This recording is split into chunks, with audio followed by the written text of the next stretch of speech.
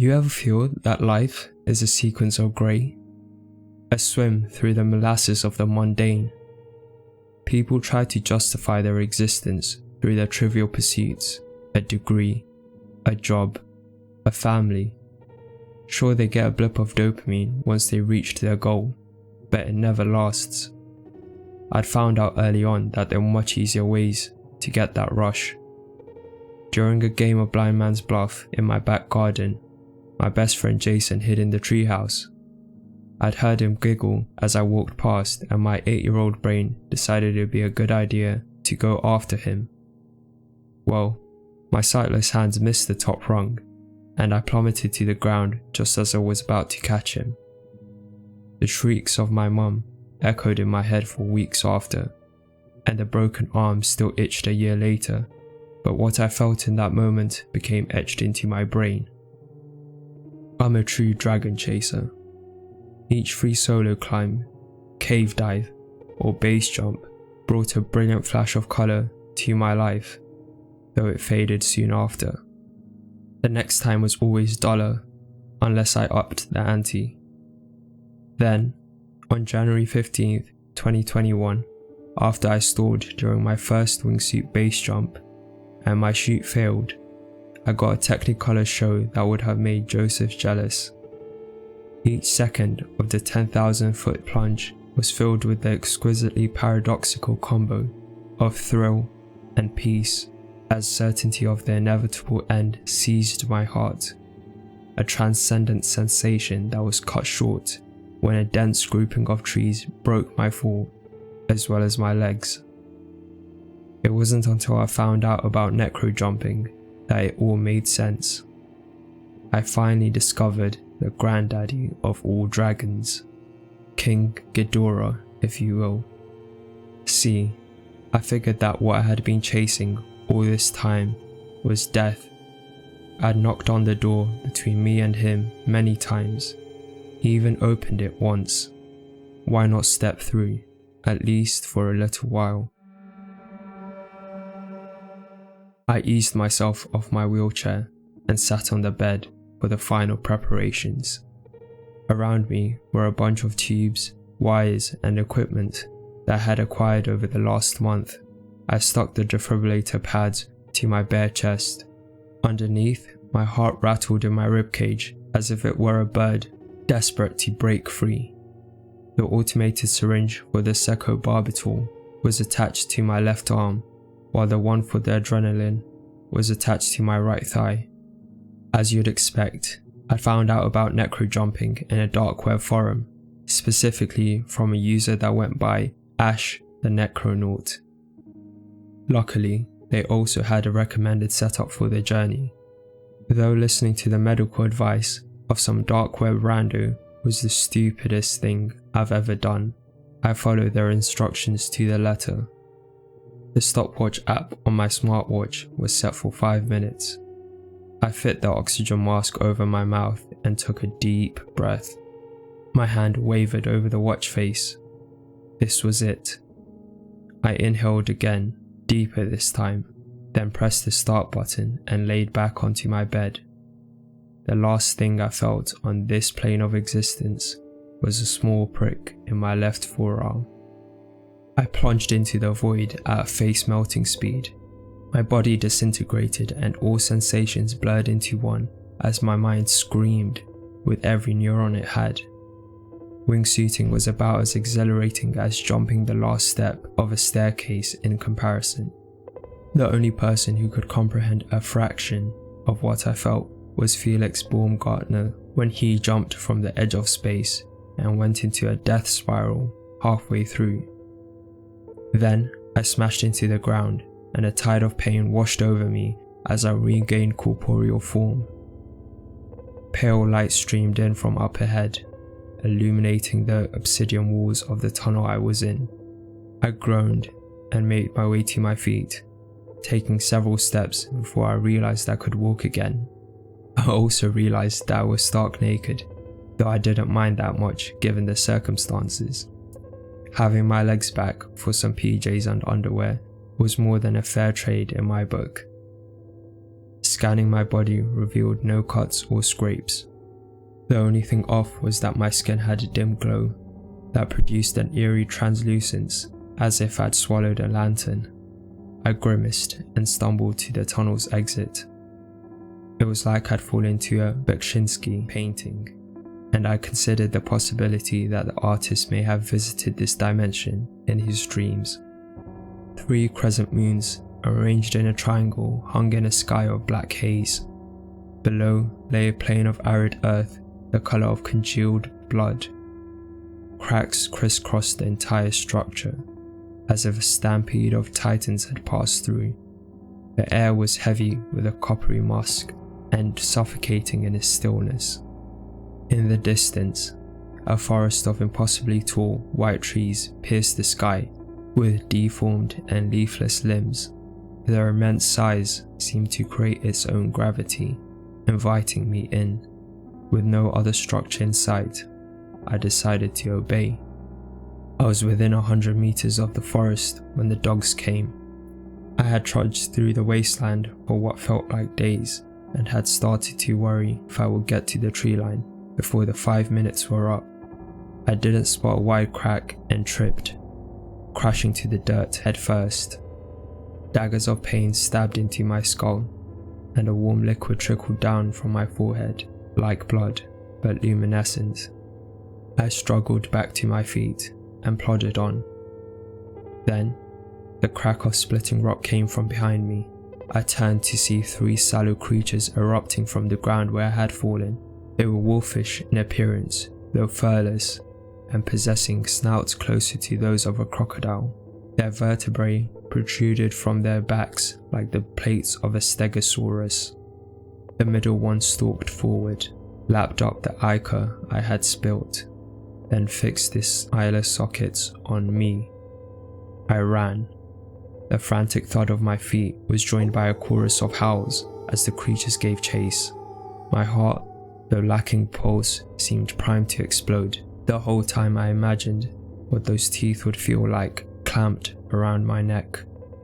As I crossed the tree line, I whipped my head back and saw the ones on the flanks skid to a halt.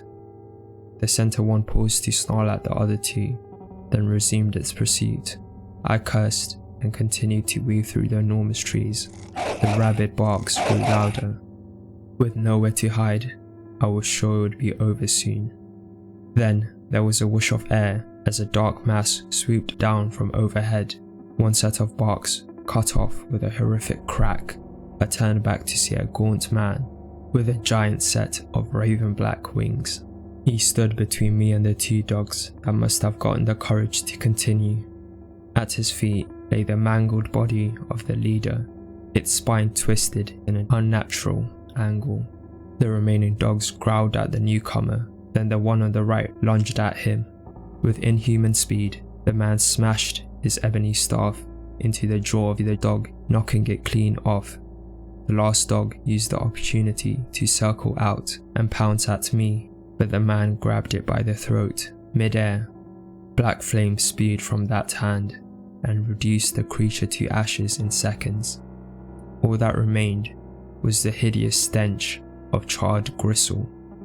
I stepped back as the man turned his cool gaze to me. The few pieces of dark crude leather he wore readily revealed sickly grey skin that looked like it had been shrink-wrapped over his skeleton. Black bones jutted out from the tops of his wings. "Allow me to close your wound," the man said with a rasp, his hand outstretched. I took another step back. "No thanks, I've got places to be." "The others will pick up your scent," the man said. "Others?" "The cadaver hounds and other beasts of the Deadlands." "You one of them?" "I am no beast." "Then what are you?" The man was silent for a moment before he spoke.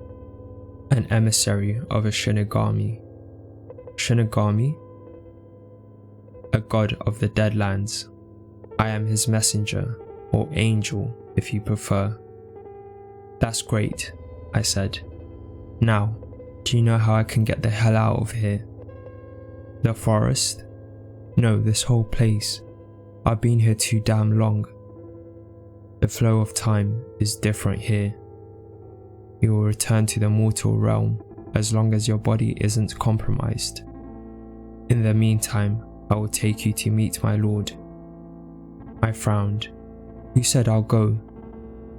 The angel paused again before replying. All mortals come here to enter the court of one Shinigami or another, depending on how they crossed the barrier. Visitors fall under the wing of my lord, those who hear his call in this world and the other. My mind went back to how the forest had pulled me in, as if I'd been connected to it by an invisible umbilical cord. Fine, I said. The angel gave a short nod, then walked over to me and touched my forehead. There was a flash of heat and he withdrew his hand. When I swept my hand over my forehead, the skin was smooth and dry. Thanks, I said. The angel nodded, then his face grew stern. We need to make haste. I returned the nod and followed him as he walked deeper into the forest. We reached the clearing after what felt like hours. At its center stood a single tree bathed in moonlight and much thicker than its brethren. Bound to it with thick silver chains was a humanoid giant with 4 arms. Power radiated from the being, and the tugging sensation in my stomach was unbearable. A purple cloth hid its bowed head, but apart from the dozens of black sigils, its shredded alabaster body was bare. Tendrils of ghostly chains sprouted from its back like wings and fed into the congregation of people that stood facing it. The angel gave the giant a deep bow, then turned to me. Welcome to the inner court of Lord Vishya, the Temptation. I gave an awkward bow, though the giant gave no sign that it saw the gesture. The angel walked forward, and the crowd parted. He beckoned for me to follow. As I passed them, I noticed that the translucent chains were tipped with large hooks and buried in their emaciated bodies. None of them seemed to care, however, as their shriveled faces stared up at Lord Vishya with slack-jawed wonder. Every few seconds, white ethereal fluid would drain out of them and into him. What is this? I said in revulsion, though my body thrummed with something else entirely. The angel studied my face before replying. My lord, or I should say our Lord, provides to those who give. Those who have come seeking him shall find eternal salvation in his embrace. I stared at what appeared to be a man beside me, though it was hard to tell. He looked like he had been desiccated a century ago. You have a funny idea of salvation, I said. He waved his hand, and his staff dissolved into a pillar of smoke as a loose tendril floated over to him. He plucked it from the air and presented it to me with what passed for a smile. You cannot deny what your body knows is true. The angel wasn't lying. Being so close to the chain made every molecule in my body shiver with anticipation. It was my chance to meld with the dragon, my chance at eternal ecstasy. Yet, you first, I said. His smile faded. My reward will come once I have fulfilled my duty to Lord Vishya. Consider yourself blessed that your duty and reward are one. Being chained to him until he is free, yes. And then you will find peace within him. I looked at the mindless mass of people again. These weren't the souls of the dead, though they might as well be. They'd come here for the same reason I had, and found it and lost everything else. I shook my head and backed away. The angel didn't hesitate. He leapt forward and seized me by the shoulder. With his other hand, he pressed the hook tip of the chain against my neck. Accept Lord Vishya's grace now. I trembled but managed to stay standing. Or what? You can't force it on me or use me dead. Otherwise, you would have done either long ago." The angel grabbed my head with his other hand, and I let out a throat-wrenching yell as a ferocious black inferno tore through my mind. "Stop, stop," I cried, and he let go. I collapsed to my knees. "I accept." "Good," the angel said. The hook tip turned a solid black, and he moved it away from my neck and towards my chest. "Wait, let me stand," I said, and got up. As he moved the hook in again, I slashed my forearm against it, then fell back shrieking. Hot luminescent blood erupted from the wound, spraying the ground and the nearby people. I writhed on the floor, tears streaming down my face as the corrosive pain chewed through my arm. The angel's touch was a caress in comparison. "Get up, you miserable dog," the angel spat. "What did you think you were going to accomplish with that? Lord Vishya is not done with you. He may grant you rest once he is free, but until..." He was cut off by a long, low howl. Then it was followed by a cacophony of barks. From the tree line ahead, a dozen shadows slinked out and into the clearing. Lean, sallow, and slobbering.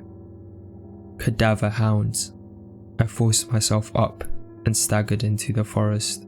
A wave of heat washed over my back, followed by yelps and that sickening smell, cooked skin and bone. I looked back to see a column of black smoke rising into the sky, then chided myself. Those monsters might slow the angel down or even kill it, but if I stayed to find out, I would never leave. Then I was swept off my feet and slammed into a tree. Large black spots danced in front of my eyes, and I slumped to the ground, no longer able to feel my legs. A massive jolt pulsed through my chest. My vision cleared, and I scrambled back. The angel stood in a beam of moonlight, glaring down at me, his eyes blazing with black flame. "Do you know how much you set me back?" The angel seethed and hoisted me into the air by the throat. "There is only so many fools willing to visit the Deadlands before their final journey. I should cremate you here and now. But luckily for you, Ashmith is still crafting his new lure." Ashmith?" I choked out. "As in Ash the Necronaut? That is the name he has taken in your realm, though there's no need to concern yourself with that now. It's time for you to accept your reward. You will be the first of the new offerings." My mind reeled. Ash and the angel were preying on people like me to feed their god. An operation on two fronts. A current of simmering rage coursed through my throat. "First accept this offering," I said, and spat in his face. Black flame spilled from the angel's eyes, vaporizing the spit in an instant. "On second thoughts, Ashmith can always get me more," he snarled. Another jolt shot through my chest and my heart hammered, harder than when I'd stalled during that wingsuit flight, even harder than my fall through the void. This was it. This was the end. Before, it would have been the highlight of my life, the moment I'd grasped the dragon's tail. But now that couldn't be further from the truth. Then it clicked. My heart, it was beating for the first time since I'd been down here. I grinned at the angel, and his snarl turned into a frown of confusion. An enormous yank pulled my spine back like I'd just maxed out a bungee cord, and the world became an insane blur. Next thing I knew, I was in bed with the wires and tubes around me. The timer on my smartwatch read 00:00. Although those 5 minutes as a Necronaut taught me a lot, I would never recommend it to anyone. In fact, if you see a post from Ash the Necronaut, report him immediately. Necro jumping can have permanent consequences, even if you're lucky enough to escape the Shinigami's clutches. You see, the cut from his tendril never healed. I thought nothing of it until a month after my ordeal, when I returned to the Deadlands. Not through a necro jump setup, but in my sleep. I woke soon after, but not before I caught a glimpse of his emissary, leading another into the forest.